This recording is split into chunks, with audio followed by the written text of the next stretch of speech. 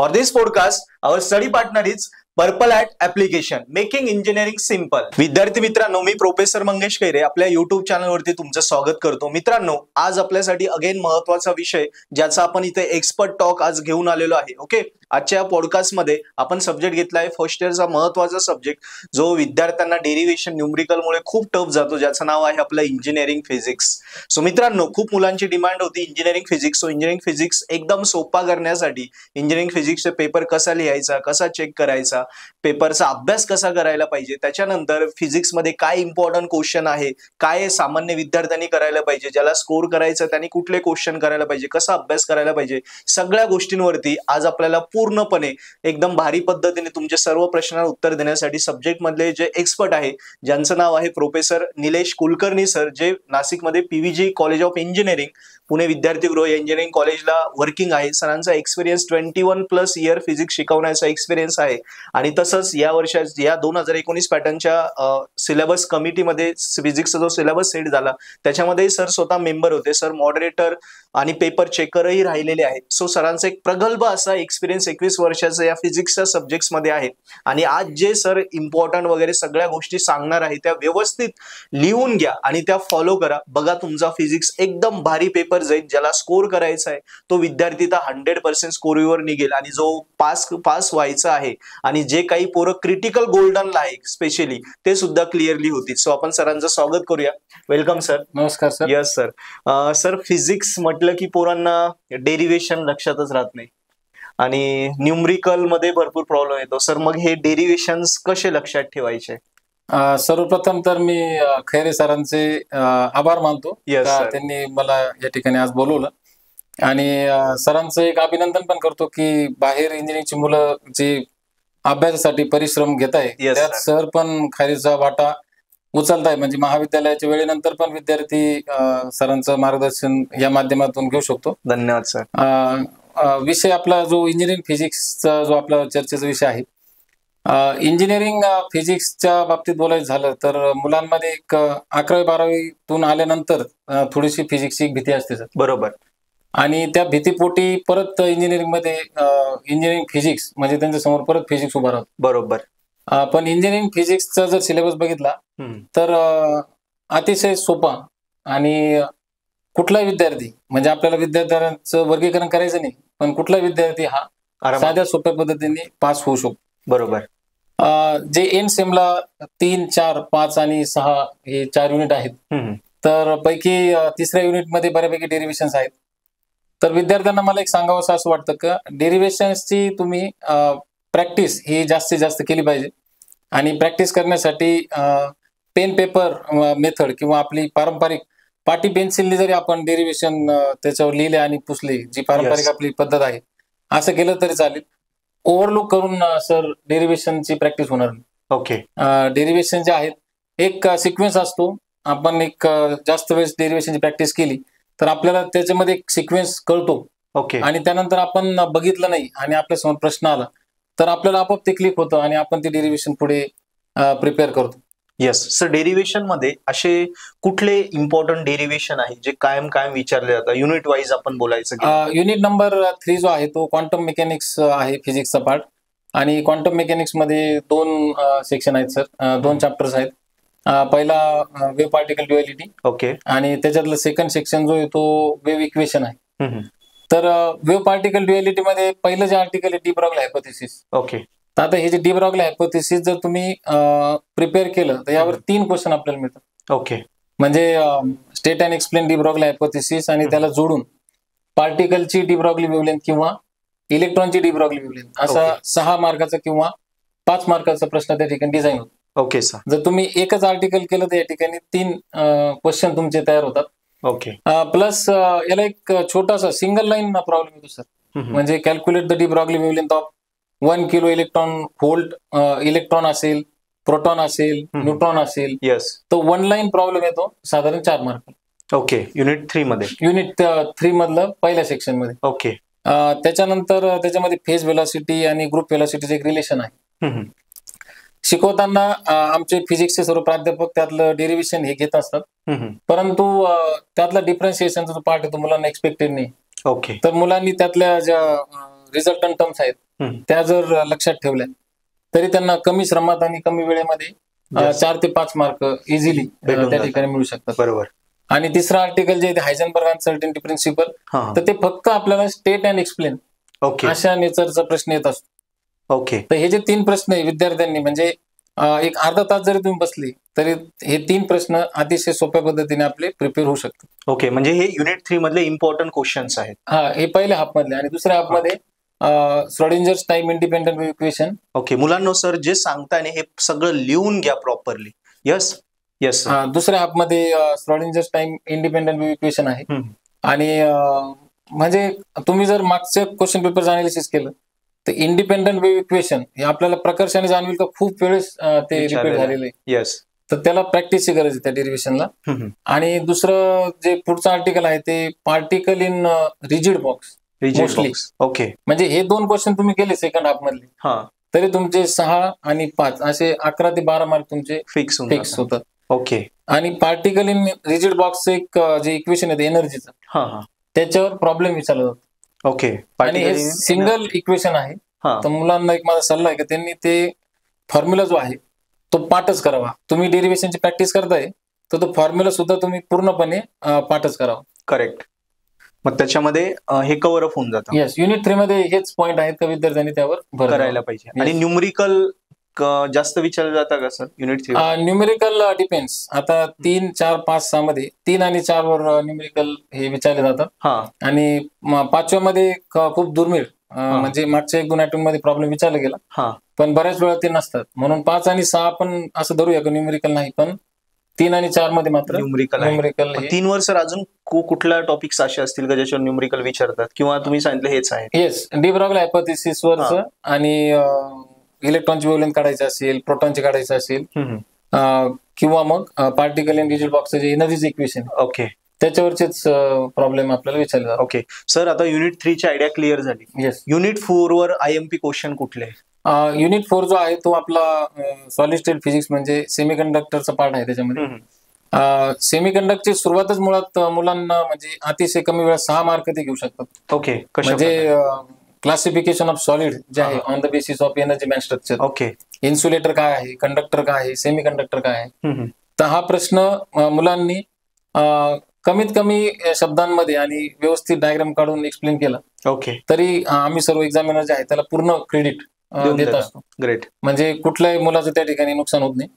आणि दुसरं त्या युनिटमध्ये कंडक्टिव्हिटी ऑफ सेमी कंडक्टर नावाचं एक डेरिव्हेशन आहे. ते पण अतिशय सोपं आहे. तुम्ही जर त्याची व्यवस्थित प्रॅक्टिस केली 2 वेळा 3 वेळा तर ते तुम्हाला व्यवस्थित ते लक्षात राहतं. आणि त्या इक्वेशन मध्ये जे डेरिव्हेशन मध्ये जे इक्वेशन्स आहेत त्याच्यावर मात्र न्यूमेरिकल हे विचारले जातात कंपल्सरी. पण अलीकडच्या काळामध्ये जर तुम्ही बघितलं त्याची काठिण्य पातळी जी ना ती खूप कमी केलेली आहे विद्यार्थ्यांच्या हितासाठी. एक सिंगल फॉर्म्युला वापरून एक क्वांटिटी तुम्ही काढायची अशा प्रकारचे सोपे विचारतात. ओके. हे युनिट 4 झालं. युनिट 4 मध्ये. आणि एक अजून महत्वाचा आर्टिकल आहे ते hall effect. Hall effect. Yes. तो हॉल इफेक्ट म्हणजे युनिट नंबर 4 मध्ये हॉल इफेक्ट हा केलाच पाहिजे. Very IMP. येस. म्हणजे आम्ही ज्युनियर कॉलेज असताना आमचे शिक्षक म्हणायचे इम्पॉर्टंट इज टू इन्फिनिटी. असं आपण म्हणू शकतो. हॉल इफेक्ट जो आहे अच्छा त्याच्यावर प्रश्न येणार टू इन्फिनिटी. येस. आणि हॉल इफेक्ट वर पण न्यूमेरिकल एक्झाम्पल येतात. त्यात पण एकच फॉर्म्युला आहे तो आपण लक्षात ठेवायचा. आणि प्रॉब्लेम कसा असेल तर त्याच्या अनुषंगाने तो तुम्ही सबस्टिट्यूशन करून सोडवू शकता. Yes sir. युनिट 3 क्लिअर झाला एक्झाम पॉइंट ऑफ व्ह्यू जे IMP आहे. युनिट 4 झाला. आता युनिट 5. युनिट 5 वर तो बऱ्यापैकी थेरेटिकल आहे. परंतु त्याच्यामध्ये एक्सपेक्टेड जे आहे जे एक्झामिनरला दिसतं तर त्या ठिकाणी फुल क्रेडिट मिळतं. ओके. मॅग्नेटिझम आणि सुपर कंडक्टिव्हिटी अशा 2 पार्ट मध्ये तो युनिट आहे. ओके. मॅग्नेटिझम जे आहे मुलांना 12वीचा जो मॅग्नेटिझम चॅप्टर आहे जसं तसं इंजिनिअरिंग मध्ये त्यातला थोडासा पार्ट आहे. ओके. म्हणजे कम्पॅरिझन ऑफ डायमॅग्नेटिझम, पॅरामॅग्नेटिझम, फेरोमॅग्नेटिझम अशा प्रकारचा प्रश्न त्या ठिकाणी येऊ शकतो 6 मार्काला. Yes sir. आणि प्रश्न विचारत असताना विद्यार्थ्यांच्या हितासाठी एक्झामिनर ब्रॅकेटमध्ये मेन्शन करत असतात का how many points are expected. Correct. 2 each, 3 each अशा प्रकारे दिलेलं असतं. ओके. त्यामुळे विद्यार्थ्यांनी तेवढंच लिहावं. आणि त्याला आम्ही एक्झामिनर हे पूर्ण मार्क त्या ठिकाणी आम्ही देत असतो. करेक्ट. आणि राहिला प्रश्न तो सुपर कंडक्टिव्हिटीचा. सुपर कंडक्टिव्हिटी मध्ये 0 इलेक्ट्रिक रेजिस्टन्स, मेसनर इफेक्ट, त्यानंतर AC DC Josephson effect, isotope effect, हे जे आर्टिकल आहेत बरोबर एवढेच त्या युनिटमध्ये आहे आणि हे सगळे इम्पॉर्टंट आहे. ओके. हेच प्रकर्षाने वारंवार विचारले जाणारे प्रश्न आहेत. येस. आणि सर आता युनिट 6च्या बाबतीत युनिट 6 मध्ये नॉन डिस्ट्रक्टिव्ह टेस्टिंग आणि नॅनो फिजिक्स असे 2 पार्ट आहेत. तर नॉन डिस्ट्रक्टिव्ह टेस्टिंग मध्ये सुद्धा कम्पॅरिझनचे प्रश्न येतात. Okay sir. Destructive testing non destructive testing मध्ये कम्पॅरिझन काय, फरक काय त्याच्यामध्ये. हो. नंतर अकॉस्टिक इमिशन टेक्निक नावाचं एक आर्टिकल त्याच्यामध्ये आहे आणि त्याच्यावर प्रश्न येत असतो. ओके.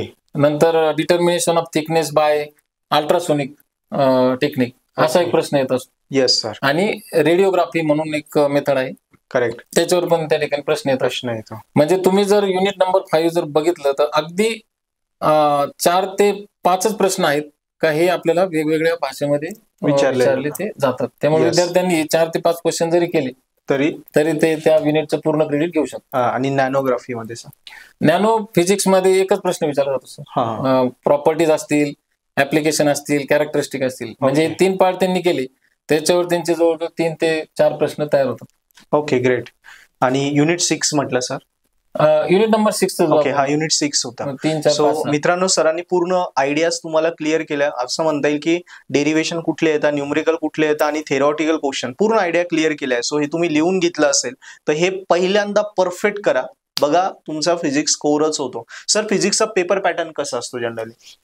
पेपर पॅटर्न जो आहे तो फिजिक्स साठी पहिला प्रश्न हा एमसीक्यू असतो. ओके. एमसीक्यू आहे का? एमसीक्यू आहे. ओके. मॅथ्स मध्ये असतात तसे? फिजिक्स, केमिस्ट्री, मॅथ्स मध्ये एमसीक्यू आहे. ओके. पहिले 10 क्वेश्चन म्हणजे क्वेश्चन नंबर 1 मध्ये 10 एमसीक्यू विचारले जातात. त्यामध्ये डिस्ट्रीब्युशन असं आहे का युनिट नंबर 3 वर 3, युनिट 4 वर 3, युनिट 5 आणि 6 वर 2 इच, असे 10 एमसीक्यू विचारले. एमसीक्यू कुठल्या प्रकारचे विचारले जातात, काय अभ्यास करा? हे या ठिकाणी आवर्जून मला विद्यार्थ्यांना सांगायचं आहे का एमसीक्यू साठी फार तुम्ही स्पेशल प्रिपरेशन करू नका. ओके.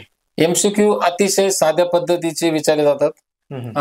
सर्व एक्झामिनर्स किंवा सिनियर प्राध्यापक जे आहेत ते विद्यार्थी हितासाठी अतिशय स्ट्रेट फॉरवर्ड एमसीक्यू विचारले जातात. त्यामुळे तुम्ही जे डेरिव्हेशन किंवा थेरीची प्रॅक्टिस करताय तर त्यातूनच तुम्हाला तुमचं एमसीक्यू त्या ठिकाणी दिसेल आणि इमिजिएट तुम्हाला त्या 4 पर्यायांमध्ये एक पर्याय तुमचा अचूक आढळेल.